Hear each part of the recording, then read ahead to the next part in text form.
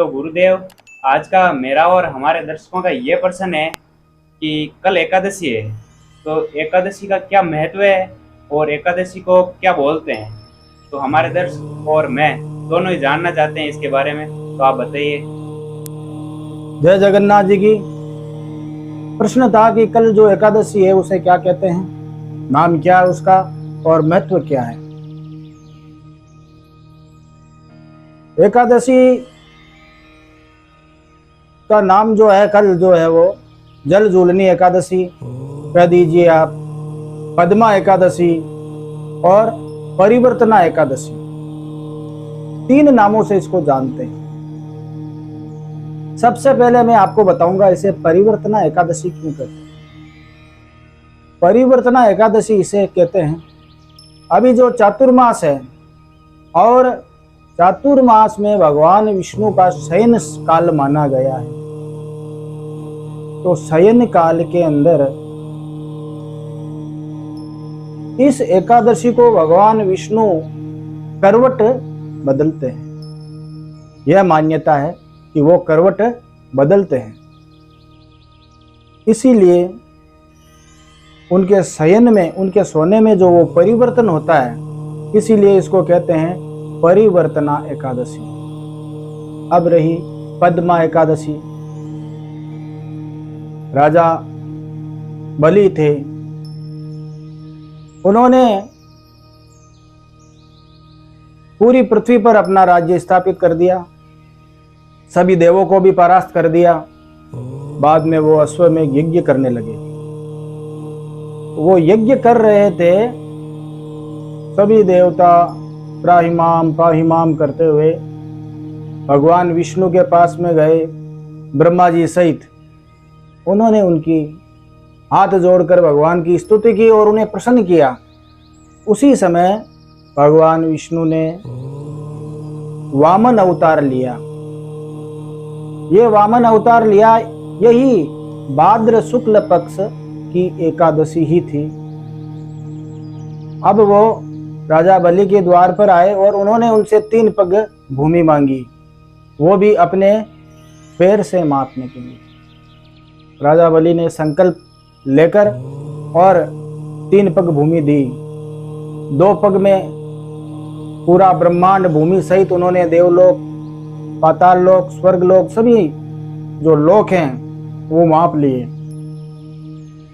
और तीसरा पग उठाया और कहा कि बलि ये तीसरा पग मैं कहाँ रखूं। बलि ने बड़ी ही विनम्रता से अपना शीश झुका दिया भगवान के सामने, और भगवान ने जो ही बलि के शीश पर पांव रखा, वो पाताल के अंदर चला गया। अब भगवान अपना जो ही पग उठाने लगे, तो उस समय बलि ने भगवान का पैर पकड़ लिया। तो भगवान पाताल में गए और बलि से पूछा, मैं तुमसे और तुम्हारी विनम्रता से बड़ा ही प्रसन्न हूं, तुम मुझसे कुछ वर मांगो। तब बलि ने उन्हें कहा कि हे प्रभु, आप यदि कुछ देना ही चाहते हैं तो आप मेरे यहाँ पर रहिए, द्वारपाल बनकर। अब हम सोचेंगे कि बलि ऐसा भक्त था तो उन्होंने भगवान को द्वारपाल बनाकर क्यों रखा, ये क्यों वर मांगा। आदि रहने को भी बोल सकता था, पर उसे मालूम है कि द्वारपाल रखूंगा तो उठते ही द्वार पे भगवान रहेंगे तो उनके दर्शन होंगे, बाहर जाऊंगा तो भगवान के दर्शन होंगे, फिर बाहर से घर लौटूंगा तो द्वार पे रहेंगे तो उनके दर्शन होंगे। इस उद्देश्य से उसने भगवान को द्वारपाल रहने का वर मांग लिया। तो इसलिए इसको पद्मा एकादशी भी कहते हैं।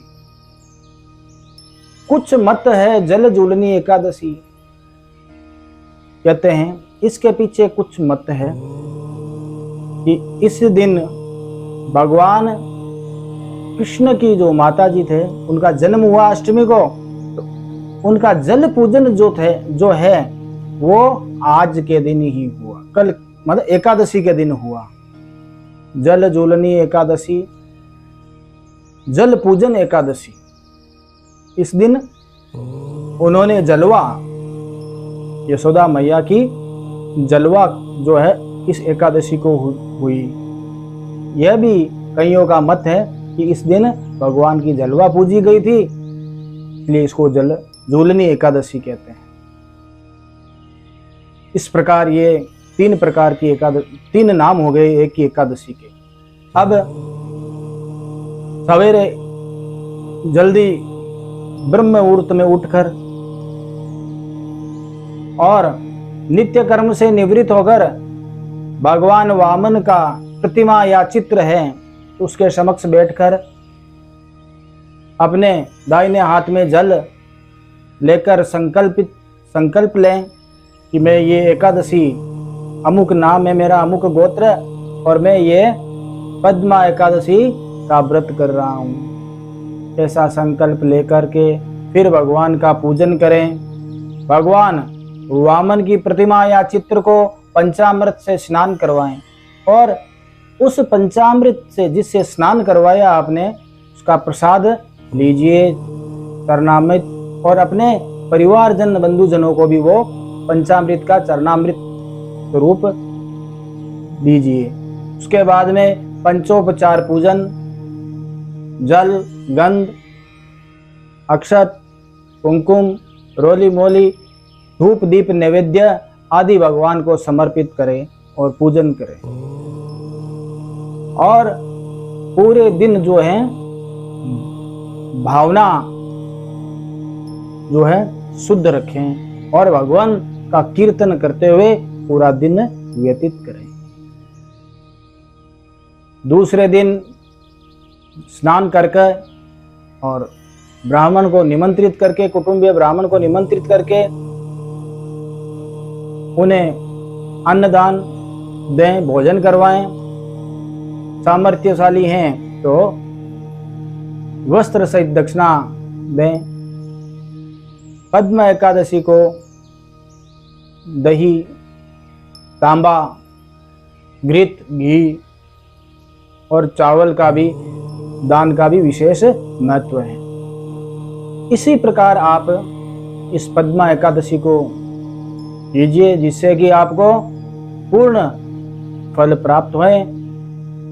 वैसे भी एकादशी जो है भगवान विष्णु को प्रिय है, इसीलिए सभी जो वैष्णवजन हैं, वैष्णवजन जो विष्णु के उपासक वो वैष्णव हुए, तो वैष्णवजन को प्रत्येक एकादशी करनी ही चाहिए। यदि हम प्रत्येक एकादशी नहीं कर सकते हैं तो ये एकादशी कीजिए। इस एक एकादशी का करने पर वाजपेयी यज्ञ के समान फल की प्राप्ति होती है। इसी के साथ नमस्कार। ये वीडियो आपको अच्छा लगे तो इसे सब्सक्राइब करके लाइक करें, शेयर करें और कमेंट बॉक्स में आकर अपने सुझाव अवश्य दें। जय जगन्नाथ।